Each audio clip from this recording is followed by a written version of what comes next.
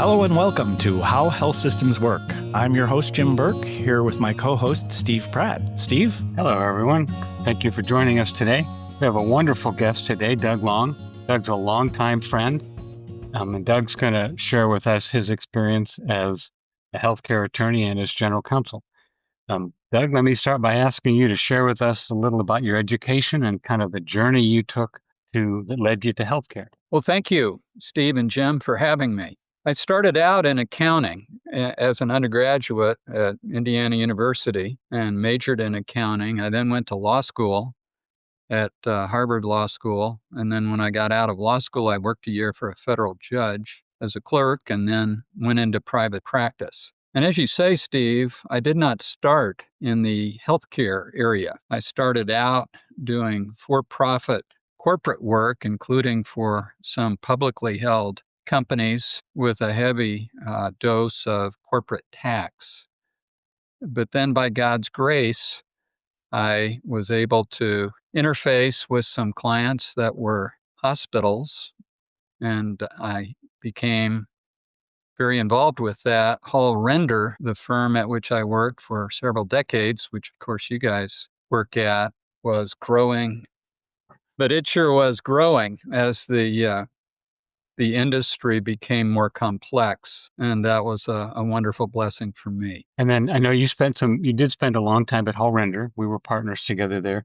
Tell us about your journey to SSM and your role there as general counsel, just so our listeners know kind of what you've been through. I had been at Hall Render, and as you say, I then became the general counsel of SSM Health and was there for about 7.5 years in that capacity. For the listeners who don't know, SSM Health is a health system of about 23 hospitals and a couple thousand physicians in 4 states, Missouri, Oklahoma, Wisconsin, and a couple hospitals in southern Illinois. Its revenues last year, I think, were about $12 billion, and it had about 40,000 team members at the end of last year. It was and is, like many middle-sized systems, really grappling with the rapid change in the healthcare industry. If you were going to identify what some of those changes are, what are the top several changes that SSM and other similar systems are wrestling with today? Yeah, I think there are several. And I could mention a couple, and then I'd be very interested in what you and Jim see in your practice. Number one is economics.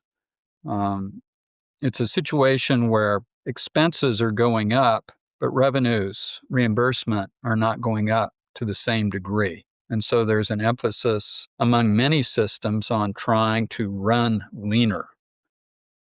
We can talk later about AI and how AI might help and does help systems run leaner. I think a second concern relates to communicating and dealing with younger generation patients who may not have a primary care provider and who want everything quickly, digitally, and aren't so concerned about knowing the physician or physician assistant or nurse practitioner that is treating them. So we need to be very, very digital user friendly. I'm interested in what you guys are seeing with respect to behavioral health patients. And I know our experience at SSM was that many of these patients which need care are seeking it in the hospital emergency room, which is not the best place. It's not the place where they really need to be. And so SSM, for example, opened up the first behavioral health urgent care, almost walk-in clinic that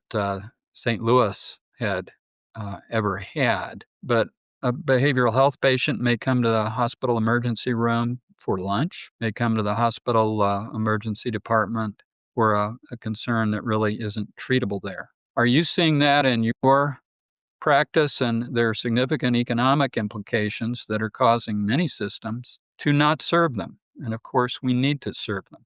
They are those with the significant vulnerability and a significant need. Yeah, it's interesting you bring that up. It's a lot of fun to be at Hall Render now and see them doing this work across the country. And instead of my in-house roles where you were deeply embedded in the problems of the day and engaged, but you didn't really have a nationwide perspective. And And Hall Render has done, for me, it's very interesting. They've done a number of value-based enterprises around that very topic, Doug. And so how do we create systems in the ED that can predict who's likely to need that behavioral health care and the comorbidities that go along with it, right? They're self-medicated.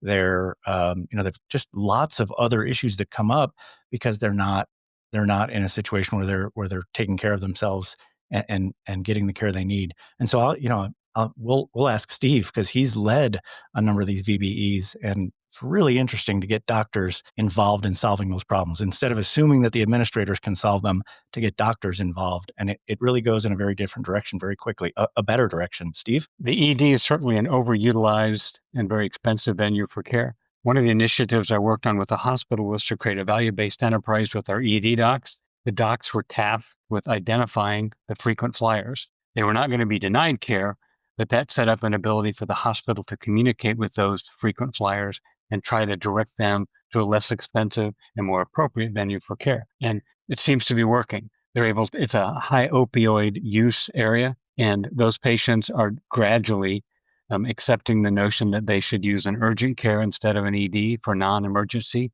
and maybe, fingers crossed, maybe actually get connected to a primary care physician who can direct their care. So one of the things about Medicare's relaxation of the rules in 2021, of the Stark rules in particular, it gives us more flexibility than we've had in the past to engage in those kind of relationships with our doctors. Partnering with those physicians just sounds like a great idea, Steve. Good for you. So I'm a firm believer that healthcare is evolving, and for it to evolve in the right way, physicians and hospitals have to work together. Hospital probably can't do it without physicians as well, and physicians certainly can't do it without doctors. So one of the themes I see in my work is trying to find ways for hospitals and doctors to work together to address quality, to address access, and to address cost. Some of the flexibility we have under the new rules is we're allowed to partner with our doctors to appropriately reduce the cost of care in a way that benefits payers. And that's not a freedom we've had prior to roughly 2021. So we have some new tools, and hospitals need to recognize them and begin using them to solve today's healthcare problems. But I do see more and more hospitals looking to try to quantify the economics by looking at things like length of stay, readmission rates, unplanned ED visits, other things like that, which are indicators of quality. What else did you see work at SSM as you tried to build partnerships with doctors? I think leveraging technology and making sure physicians have access to important technology is important.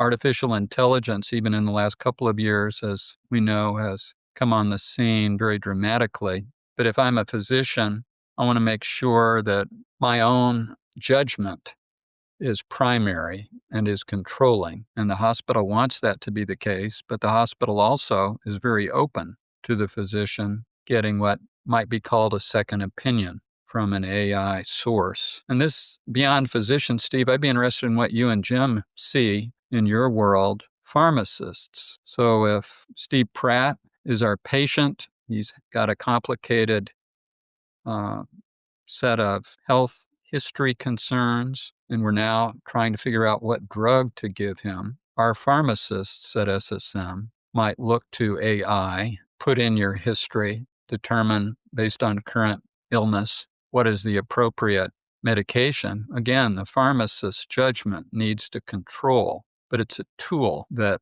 pharmacists should have access to, and in a way that is supporting the pharmacist, not ultra-conservative on, we won't let you access this during work hours for fear that you'll simply rubber stamp what ChatGPT or someone else says. I don't know if you and Jim see that much in your practice, even in the pharmacy area for your employed pharmacists. I think your observations about leveraging technology is critical. And yes, I do see it playing out in a lot of different fields, including pharmacy. Maybe more simply put, I find physicians they're good at understanding and using data. They all want to get an A grade. If you give them data that shows that they're performing at a standard below their peers, it's an appropriate and meaningful incentive for them to change their behavior and to try to improve their score, if you will. So I think technology and the data that's produced is critical, running from how successful you are in the OR to how effective you are with your use of pharmaceuticals. One area that we haven't, that I did not see really developing, but which I expect may develop, relates to the coordination between hospitals and physicians, whether employed physicians or others, relating to hospital at home services. And that certainly is a cutting edge service by hospitals. The data is clear that often, not for all ailments, of course, but often I do better at home than I would in a hospital. And of course, being at home is much more economical in delivering care than if I'm in a hospital. But if I do provide hospital services at home, I need physicians, not just mid levels, to be available to provide direct communication to those patients. Do you see that much among the clients that you are currently serving? Yes, we do. We see a lot, a great emphasis on moving people out of inpatient to outpatient, outpatient to maybe an ASC, and maybe pushing it further, doing what they can at home. Doug, you started by saying economics is one of the critical factors for a successful system.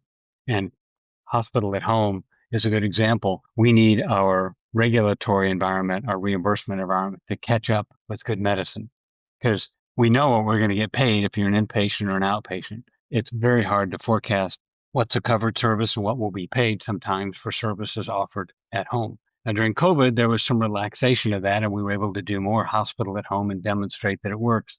But it just is a good example of how progress in making change is sometimes slowed down by the inability of the regulatory agencies to keep the reimbursement rules fresh and timely. Home dialysis is another area where technology has really helped and can be leveraged. The private, I'm not talking about hospital or healthcare systems here, but talking largely about the private for-profit providers of dialysis. The cost of that, for example, to the government is just huge in comparison to at-home dialysis. And those patients at home need to be supervised, but they can technologically be connected such that the hospital provider or physician or nurse practitioner can review each night the patient's performance under the home dialysis and can intervene with advice if needed. But that's much, much better for the patient. It's much, much cheaper for the patient. And yet there is value, and value that a hospital can provide in a good economic way for the hospital as well. That's a good example of how healthcare technology and the digitization of healthcare is changing healthcare, because home dialysis, as an example, there's remote monitoring that's possible now, and it's all digital, right? It's done through your home network, and so patients can receive care at home much less expensive, and it can be monitored appropriately long distance. So interesting how these tools from time to time intersect and complement each other. We see hospital at home used frequently for things like physical therapy, because it can often be done at home, less expensively than in a hospital, and other rehab therapies. Medication management is another area where we see it, and just kind of ongoing remote monitoring of health conditions. Are there areas that you've seen hospital at home be particularly effective at providing good care and reducing the cost of care? You certainly have mentioned several. Even in a normal med surge situation where someone comes into the hospital, let's say I have surgery relating to weight loss, let's say, and I want to get home, that patient may be able to go home a little earlier than normal if the hospital has a close monitoring situation that allows it to keep tabs on that patient. And just as is the case with home dialysis, where I can be hooked up electronically through a computer so that my physician or my nurse practitioner or what normally would be, let's say, an intensivist or a hospitalist would be watching me. That can be done electronically from a distance. And yet there will still be a need, and it will be wise to have some voice-to-voice communication over FaceTime or even over the phone. with that person. But even in a typical med surge situation, not all of them, Steve, as you are implying, but even in some of those situations, I can get out of the hospital a day early, and I would like that as the patient. I'm working with an orthopedic group. They do same-day hips and knees. They track the data, and they concluded if they keep the patient one extra day in the hospital and do aggressive physical therapy, they can send them directly home rather than to a skilled nursing, and that greatly reduces the cost. And that leads me to um, another question that's related, which is Medicare is rolling out starting January 1 of 26, a program that they call TEAM. And it's a 30-day episode of care payment model that hospitals will be subject to for, among other things, hips, knees, ankles, certain cardiac procedures, certain general surgery procedures. And it seems to me a hospital developing stronger care at home capabilities would improve their ability to deliver care at the target price that will be set for those 30 days episodes of care. Because that 30-day episode of care is going to include the physician, the hospital, the pharmacy, the therapies, including physical therapy, the whole continuum of care that a patient needs if they get, for example, a hip replacement. So I'm curious what you saw at SSM. How are health systems evolving their approach to delivering care in anticipation of changing reimbursement, such as the team's 30-day episode of care payment that's going to start next year? Well, that's a good question and a good piece of evidence as to why health system legal staff need expert outside counsel. Because I am not familiar with the program you just mentioned, but it sure sounds economically important and a good reason for in-house counsel at a healthcare system, even if it's a fairly large one like SSM, where we had 39 people in the legal department, why we need experts who are tracking this very closely, like you guys at Whole Render are. My view is that the team program, like a lot of CMS reimbursement changes, is driven by a fundamental principle, which is to push more of the risk and responsibility for the cost of care away from CMS and onto providers. Seems to me CMS has experimented over the years with controlling costs through medical necessity, through what's a covered service and what isn't, and other tools, none of which have worked very well, it seems. So now they want to experiment with, let's make it your problem, hospital. You figure out how to deliver the care at a cost that CMS says is acceptable. And that comes back to using technology, partnering with your doctors in ways that they're involved and can help you make the right decisions that reduce cost, but maintain or improve quality and other things. It's a You certainly constantly need to be very closely aligned in terms of the economic incentives with your physicians being the same or very close to the same as the economic incentive for the hospital. So just as you say, if it's a situation where the government is saying, you bear the risk, we're not going to bear the risk, similar to capitation, you really need to be on the same page with those other providers. That's good advice, Doug. Let me take this similar direction. If you've got a CEO listening and you could draw upon your 30, 40 years of experience in this industry, what are 3 or 4 lessons learned that you would share with them to help them be better at, help them do a better job of preparing their system for healthcare, being successful in healthcare? That's a good question too. I guess I would think about a couple of things. I would say, Ms. CEO or Mr. CEO, you need to be ironclad on ensuring that the people that you hire share the mission of your organization. Because if they don't, especially your executive team, your C-suite, if they're not all committed to the mission in their heart, that's different than the lip service that a candidate, for example, can give to the mission. Then when you get to face difficult problems, you won't all be on the same page. So everybody really needs to be committed to the mission. And if you're not, no harm done, but this just isn't the place that you should be working. You should be looking somewhere else. So that would be number one. Number two, I would say don't overdo it on consultants. I think many systems tend to think, oh, this looks like a hard problem. I need to hire a consultant. And there are many, many good consulting firms, but also there are many consulting firms where when the work is done, I question whether you're better off than if you had tackled it with a private law firm or yourself. That's number two. And then number three, I think you need, Mr. CEO or Ms. CEO, I think you need to invest, even though it may be expensive, in the appropriate infrastructure. You're going to save money in the long run if you have very capable in-house legal department people, not just lawyers and paralegals, but others in the legal department, people who can write contracts. You're going to be better off in the long run if you have very capable IT expertise. What would you say? And what would Jim say? You guys have clients where you're probably doing that day to day when people are throwing questions at you. What do you think the CEO really needs to be focusing on to be successful? I agree with your three. First of all, your first one, mission can't be a marketing initiative, and that's what it feels like from many systems. Um, they're good at saying they're committed to mission, but they're not good at showing they're committed to mission. So I agree with your 3 point. One I would add is find ways to engage with your physician. View them as a partner to solve the problem, not as an expense.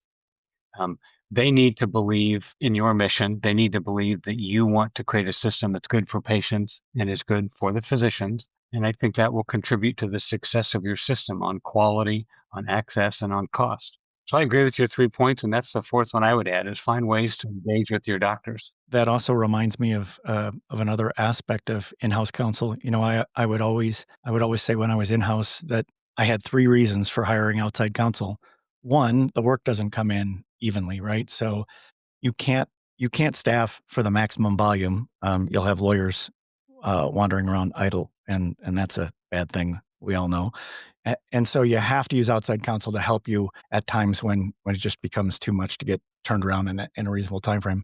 2, you can't maintain the expertise you need in some of these subspecialties. It's just amazing. You know, I reach out to colleagues at Hall Render here, and before they're 2 sentences in, I don't even know what they're talking about. Some of these folks are amazing in their expertise. And then 3, to your point here, relationships, whether it's relationships with regulatory agencies, political process, relationships with unions, to your point, but being able to kind of hand relationship with your board.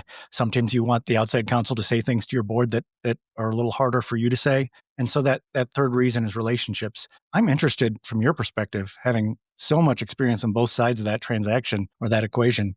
What did you see as the appropriate role for in-house versus outside counsel? Lots of places are reducing their in-house bench as a cost-cutting measure, and others are doing just the opposite, thinking that it's better to stand up a bigger department to not spend money on outside resources. What's your perception of that? Yeah, that is an excellent question also.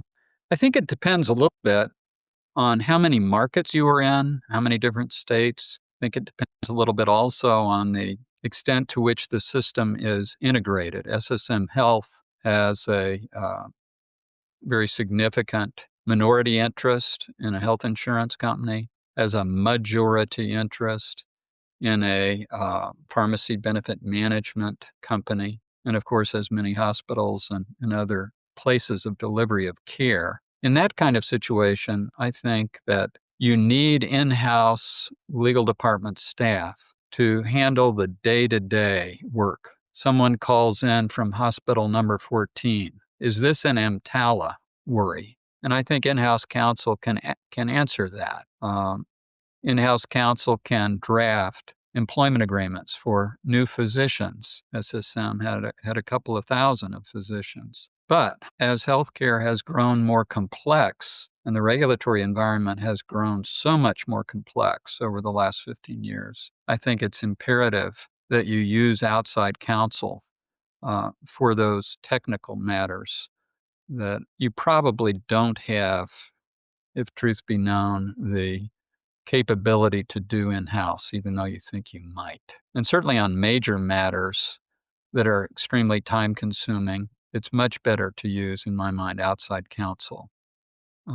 Acquisition or disposition transactions, significant administrative proceedings, litigation, so many more class action, law firms trying to come after hospital systems.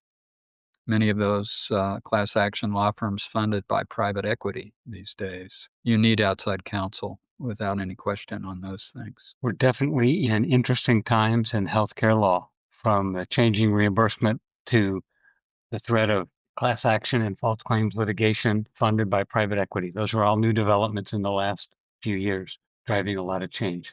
Doug, thanks very much for being our guest today. It's been great to see you.